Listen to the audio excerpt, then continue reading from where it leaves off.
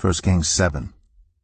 It took Solomon 13 years, however, to complete the construction of his palace. He built the palace of the forest of Lebanon 100 cubits long, 50 wide, and 30 high, with 4 rows of cedar columns supporting trimmed cedar beams. It was roofed with cedar above the beams that rested on the columns, 45 beams, 15 to a row.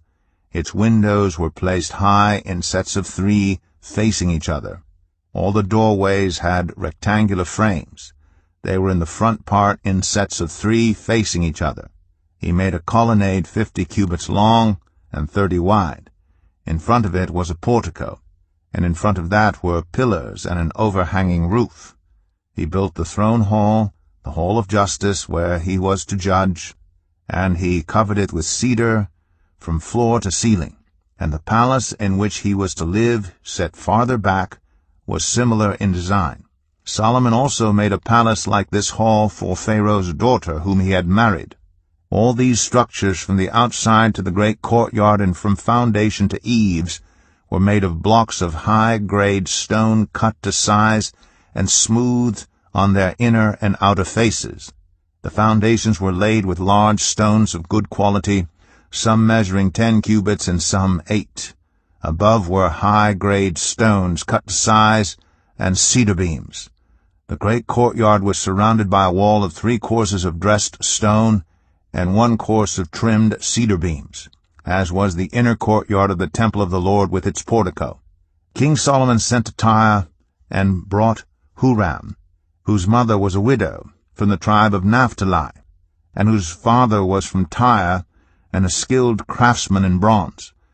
Huram was filled with wisdom, with understanding, and with knowledge to do all kinds of bronze work. He came to King Solomon and did all the work assigned to him. He cast 2 bronze pillars, each 18 cubits high and 12 cubits in circumference. He also made 2 capitals of cast bronze to set on the tops of the pillars.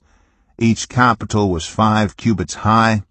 A network of interwoven chains adorned the capitals on top of the pillars, 7 for each capital.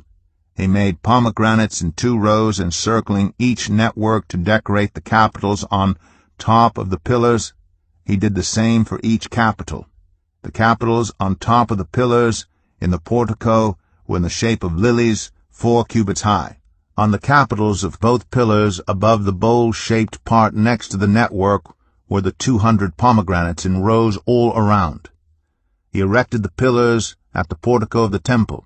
The pillar to the south he named Jachin, and the one to the north Boaz.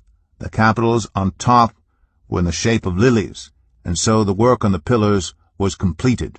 He made the sea of cast metal, circular in shape, measuring 10 cubits from rim to rim and 5 cubits high. It took a line of 30 cubits to measure around it.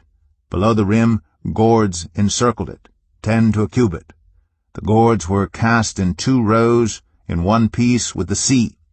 The sea stood on 12 bulls, 3 facing north, 3 facing west, 3 facing south, and 3 facing east. The sea rested on top of them, and their hind quarters were toward the center. It was a handbreadth in thickness, and its rim was like the rim of a cup, like a lily blossom. It held 2,000 baths. He also made 10 movable stands of bronze. Each was 4 cubits long, 4 wide, and 3 high. This is how the stands were made. They had side panels attached to uprights. On the panels between the uprights were lions, bulls, and cherubim, and on the uprights as well. Above and below the lions and bulls were wreaths of hammered work. Each stand had 4 bronze wheels with bronze axles, and each had a basin resting on 4 supports, cast with wreaths on each side. On the inside of the stand there was an opening that had a circular frame 1 cubit deep. This opening was round, and with its base work it measured 1.5 cubits. Around its opening there was engraving. The panels of the stands were square, not round. The 4 wheels were under the panels, and the axles of the wheels were attached to the stand. The diameter of each wheel was 1.5 cubits. The wheels were made like chariot wheels. The axles, rims, spokes, and hubs were all of cast metal. Each stand had 4 handles, one on each corner, projecting from the stand. At the top of the stand there was a circular band half a cubit deep. The supports and panels were attached to the top of the stand. He engraved cherubim, lions, and palm trees on the surfaces of the supports and on the panels in every available space, with reeds all around. This is the way he made the 10 stands. They were all cast in the same molds and were identical in size and shape. He then made 10 bronze basins, each holding 40 baths and measuring 4 cubits across, 1 basin to go on each of the 10 stands. He placed 5 of the stands on the south side of the temple and 5 on the north. He placed the sea on the south side at the southeast corner of the temple. He also made the pots and shovels and sprinkling bowls. So Huram finished all the work he had undertaken for King Solomon in the temple of the Lord: the 2 pillars, the 2 bowl-shaped capitals on top of the pillars, the 2 sets of network decorating the 2 bowl-shaped capitals on top of the pillars, the 400 pomegranates for the 2 sets of network, 2 rows of pomegranates for each network decorating the bowl-shaped capitals on top of the pillars, the 10 stands with their 10 basins, the sea and the 12 bowls under it, the pots, shovels, and sprinkling bowls. All these objects that Huram made for King Solomon for the temple of the Lord were of burnished bronze. The king had them cast in clay molds in the plain of the Jordan between Succoth and Zarethan. Solomon left all these things unweighed because there were so many. The weight of the bronze was not determined.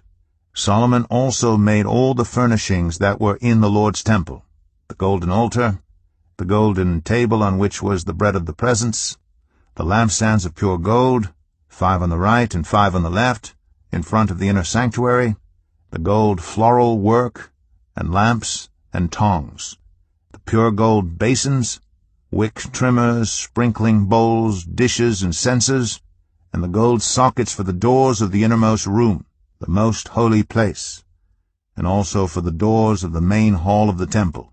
When all the work King Solomon had done for the temple of the Lord was finished, he brought in the things his father David had dedicated, the silver and gold and the furnishings, and he placed them in the treasuries of the Lord's temple.